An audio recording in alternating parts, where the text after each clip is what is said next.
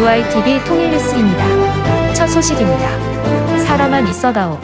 이산가족 어르신들이 평생 가슴에 품고 사는 말입니다. 정부가 앞으로 3년 동안 이산가족의 생사 확인을 모든 이산가족 정책의 최우선 순위에 두기로 했습니다. 통일부는 지난 31일 제5차 남북 이산가족 교류 촉진 기본계획을 확정해 발표했습니다. 이번 계획 기간은 2026년부터 2028년까지입니다. 통일부가 이번 5차 계획에서 가장 강조한 단어는 바로 시급성입니다. 정부는 이산가족의 고령화가 심화되는 시급한 상황, 그리고 2024년에 실시한 실태조사 결과를 깊이 고려했다고 설명했습니다. 기존 계획을 단순히 연장하는 것이 아니라 현실에 맞게 보완하고 발전시켰다는 뜻입니다. 핵심은 단계적 접근입니다. 이산가족들이 가장 간절히 원하는 것은 바로 내 가족이 살았는지 죽었는지 아는 것, 즉 생사 확인입니다. 통일부는 이를 최우선 과제로 선정했습니다. 먼저 북한과의 대화를 통해 생사 확인을 추진하고 생존이 확인되며 서로 소식을 주고받는 서신 교환, 그리고 최종적으로는 만남, 즉 상봉으로 이어지는 단계적 해결책을 마련하겠다는 방침입니다. 하지만 꽉 막힌 남북 관계 속에서 마냥 북한의 호응만 기다릴 수는 없는 노릇입니다. 그래서 정부가 꺼내든 카드가 바로 디지털 기술입니다. 통일부는 이번 계획에서 AI 등 첨단 디지털 기술을 활용한 가상상봉을 새롭게 추진하겠다고 밝혔습니다. 직접 만나지는 못하더라도 가상현실 공간에서 고향집을 방문하고 헤어진 가족의 얼굴을 마주하는 체험을 통해 그 깊은 아픔과 그리움을 조금이나마 위로하겠다는 취지입니다. 또한 민간 교류의 문턱도 낮춥니다.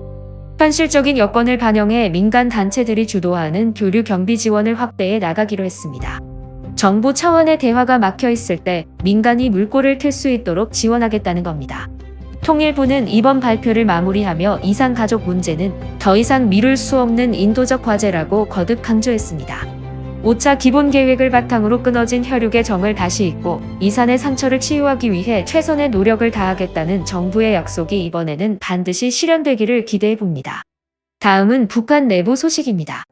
김정은 국무위원장의 딸 김주혜의 행보가 갈수록 파격적입니다.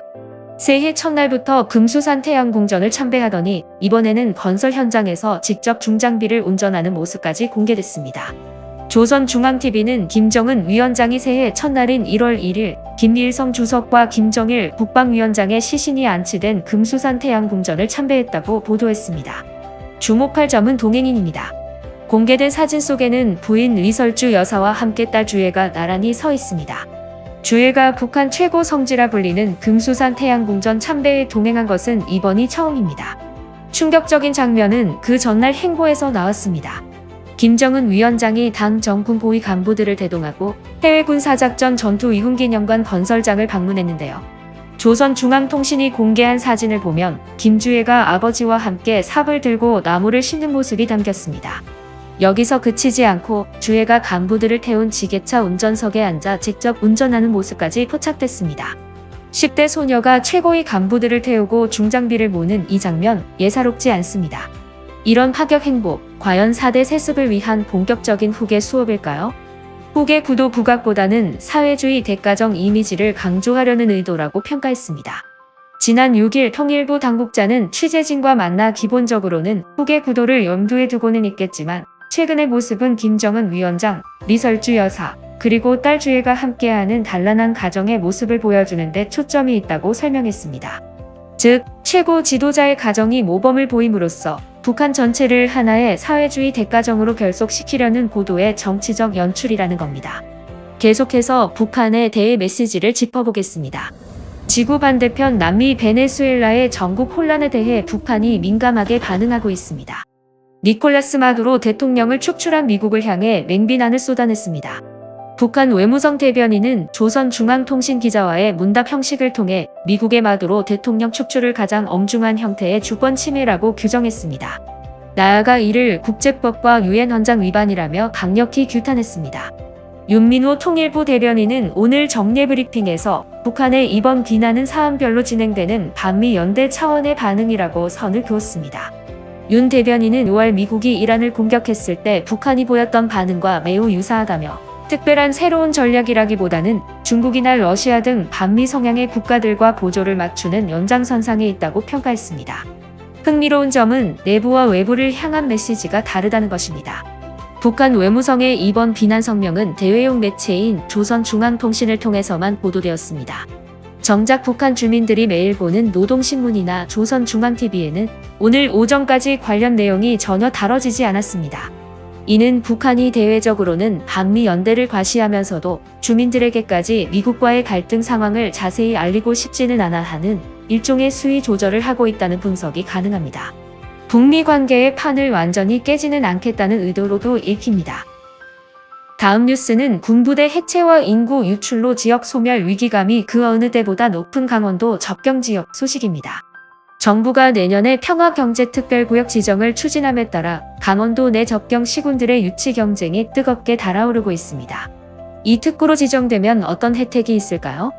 법인세 감면은 물론 까다로운 인허가 절차가 간소화되고 남북협력기금 등 국비 지원까지 받을 수 있습니다.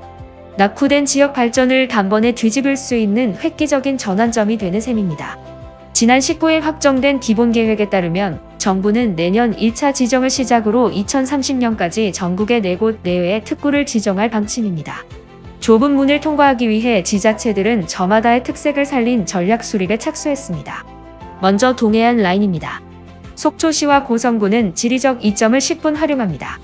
설악산과 금강산을 잇는 관광벨트, 동해안 항로 개설을 통한 국제평화관광권 조성, 그리고 식품 물류 협력에 초점을 맞추고 있습니다. 내륙의 철원군은 경기 포천, 연천과 손을 잡는 광역 전략을 세웠습니다. 행정구역을 넘어 광역관광특구를 만들겠다는 구상입니다. 화천군은 미래의 먹거리인 푸드테크를, 양구군은 산업특구를 검토 중이며 인제군은 천혜의 자연환경을 활용한 관광특구를 준비하고 있습니다. 강원도 수구도시인 춘천시는 관광과 서비스가 결합된 첨단물류 특화단지에 관심을 보이고 있습니다. 강원도 관계자는 내년 1월 초 관계 시 군간담회를 열고 의견을 수렴해 최적의 전략을 짜겠다고 밝혔습니다. 안보를 위해 희생해온 접경지역이 이제 평화와 경제가 어우러진 기회의 땅으로 거듭날 수 있을지 내년 상반기 공모 결과가 주목됩니다. 오늘 뉴스 마지막 순서는 최근 우리 사회, 특히 탈북민 사회를 뜨겁게 달구고 있는 논란을 심층 진단해 보려고 합니다. 바로 이름에 관한 이야기입니다. 통일부가 현재의 법적 용어인 탈북민 또는 북한 이탈 주민을 북향민으로 바꾸는 방안을 추진하면서 거센 후폭풍이 일고 있습니다. 정부는 차별 없는 중립적 용어라고 말하지만 당사자들은 우리의 정체성을 지우는 행위라며 반발하고 있습니다. 최근 정동욱 통일부 장관이 내놓고 있는 여러 대북 정책들과 탈북민 정책들은 도를 넘고 있습니다. 도대체 무엇이 문제인지 하나하나 짚어보겠습니다. 발단은 지난 1월 2일 통일부 시무식이었습니다. 정동영 장관은 이 자리에서 탈북민이라는 이름 대신 고향을 북에 두고 온 사람이라는 뜻의 북향민이 차별과 배제를 떠난 중립적 호칭이 될 것이라며 공식 용어 사용 의지를 밝혔습니다.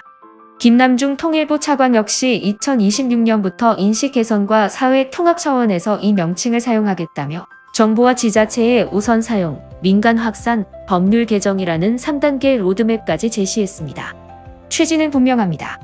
탈이라는 글자가 주는 부정적 어감, 즉 이탈이나 도망 같은 이미지를 벗겨내고 그들의 존엄을 세워주겠다는 것입니다.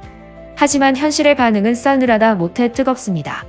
정치권과 탈북민 사회 모두에서 비판이 쏟아졌습니다. 북한민이라는 단어를 제일 먼저 들었던 때가 언제쯤이야? 는 그거거든.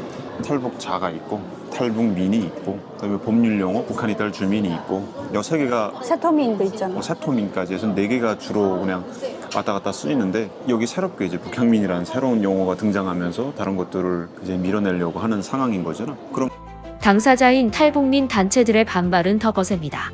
전국 탈북민 연합회는 성명을 내고 당사자의 존엄과 정체성을 심각하게 훼손했다며 장관 사과를 요구했습니다.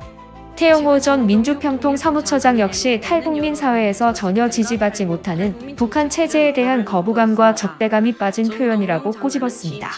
그렇다면 이 북향민이라는 단어, 무엇이 문제일까요? 언어학적 관점과 정체성의 관점에서 좀 더 깊이 들어가 보겠습니다. 첫 번째 문제는 동의미에어의 함정입니다. 정부가 의도한 뜻은 북녘 북의 고향향, 즉 고향이 북쪽인 사람입니다. 하지만 우리 국민 대다수는 이 단어를 듣는 순간 북녘 북에 향할 향, 즉 북쪽을 향하는 사람을 떠올립니다. 자유를 찾아 남쪽으로 내려온 사람들을 북쪽을 향해 가는 사람으로 오해하게 만드는 이중해성. 이것은 단순한 해프닝을 넘어 분단 국가에서 심각한 왜곡과 조롱의 빌미가 될 수 있다는 지적입니다.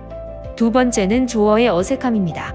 우리말에서 향은 보통 향수, 귀향처럼 쓰이지 북향처럼 방위와 결합해 고향을 뜻하는 경우는 드뭅니다. 오히려 남향직, 북향직 할 때의 방향성이 훨씬 강하게 느껴집니다. 억지로 만든 단어, 즉 부자연스러운 조어가 낳은 부작용입니다. 세 번째, 가장 중요한 문제는 당사자성입니다. 탈북이라는 단어에는 목숨을 걸고 국경을 넘은 능동적인 선택과 결단의 역사가 담겨 있습니다. 반면 북향민은 단지 출신지가 북쪽이라는 수동적인 상태만을 나타냅니다. 의미의 혼동 없이 존중의 방향으로만 나아갔기 때문입니다. 하지만 이번 북향민은 존중을 의도했으나 오히려 정체성의 혼란과 오해라는 새로운 장벽을 만들고 있습니다. 국가가 국민을 부르는 이름은 신중해야 합니다. 멋있어 보이는 말보다 중요한 것은 정확한 말, 그리고 오해 없는 말입니다.